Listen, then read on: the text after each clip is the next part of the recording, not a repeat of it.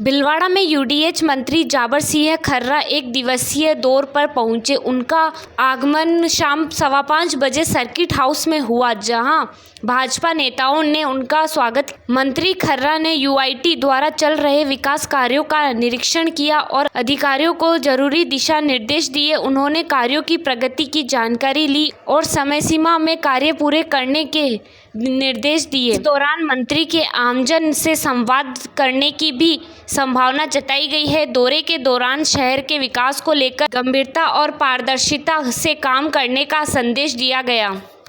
देखिए, पहलगाम में जो एक कायराना हरकत आतंकवादी गुट द्वारा की गई है, ये बहुत निंदनीय घटना है और उसमें हमारे देश के जितने भी नागरिकों को अपने प्राण गंवाने पड़े हैं। हम परमात्मा से यही प्रार्थना करते हैं कि उनके परिजनों को यह आघात सहन करने की शक्ति प्रदान करे और देश के सभी नागरिकों से, सभी राजनीतिक दलों से इस संबंध में एक अनुरोध है कि ऐसे समय में सबको एकजुट रहकर इस प्रकार के कायराना हमलों का किस प्रकार मुकाबला किया जा सकता है, एकजुट होकर इस पर विचार करना चाहिए, बजाय इसके कि सर्जिकल स्ट्राइक होने के बाद ये पूछा जाए कि पेड़ गिरे या आतंकवादी मरे। दूसरा, देश के नागरिकों से और सभी समझदार लोगों से मेरा एक भी निवेदन है कि हमारी जितनी भी गुप्तचर संस्थाएं हैं, इंटेलिजेंस है, वो सूचनाएं कहां से लेती है। कुछ वो आधुनिक यंत्रों के माध्यम से जो दूसरे देशों से कॉल्स होते हैं उनको इंटरसेप्ट करती है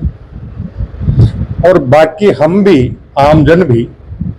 अपने आसपास अगर सतर्क निगाहें रखें तो इस प्रकार की बहुत सी घटनाओं को होने से रोका जा सकता है। कोई भी संदिग्ध गतिविधि दिखाई दे या कोई अनजान व्यक्ति अपने इलाके के आसपास घूमता दिखाई दे तो देश के जागरूक नागरिक होने के नाते तत्काल सुरक्षा बलों को या स्थानीय पुलिस को इस प्रकार की सूचना देनी चाहिए ताकि समय रहते इसका इलाज हो सके। दूसरा, हमारी एक सबसे बड़ी कमजोरी जो मैं इस मामले में मानता हूं कि हर इस प्रकार की दुर्दांत घटनाओं को भी स्वार्थ और राजनीतिक के चश्मे से देखा जाता है, जबकि इस प्रकार की जो दुर्दांत घटनाएं होती हैं उन सबको राष्ट्रहित के चश्मे से देखा जाना चाहिए और हर गलत कदम का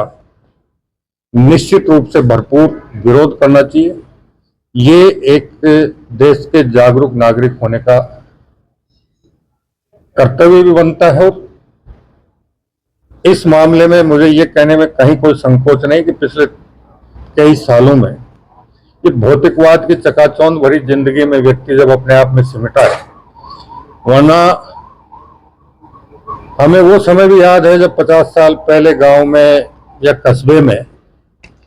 कोई अनजान व्यक्ति प्रवेश करता था तो पूरे गांव को पार करते करते 10 जगह उससे पूछताछ होती थी, कहां से आए हो, कहां जा रहे हो, किसके यहाँ जा रहे हो, क्यों जा रहे हो। आज स्थितियां ये हैं कि 10 आदमी बैठे गप लड़ा रहे हैं और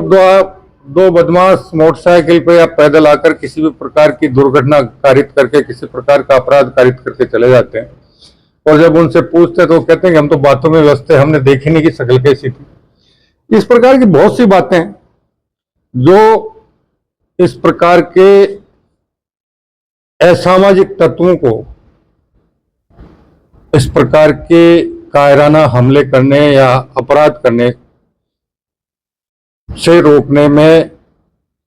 कामयाब नहीं हो पाती, उन्हें उल्टा प्रोत्साहन मिलता है। और दूसरा, एक सबसे बड़ी समस्या जो है, हमारा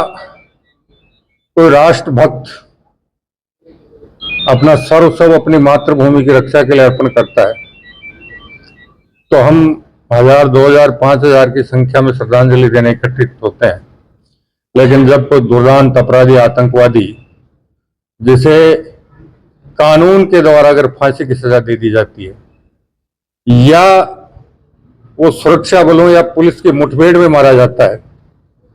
तो उसके जनाजे में लाखों लोग इकट्ठे हो जाते हैं। ये भी बहुत दुखद वातावरण है। इस सब के बारे में हमें राष्ट्र हित के बारे में चिंतन करके कोई न कोई उचित निर्णय जरूर लेना चाहिए।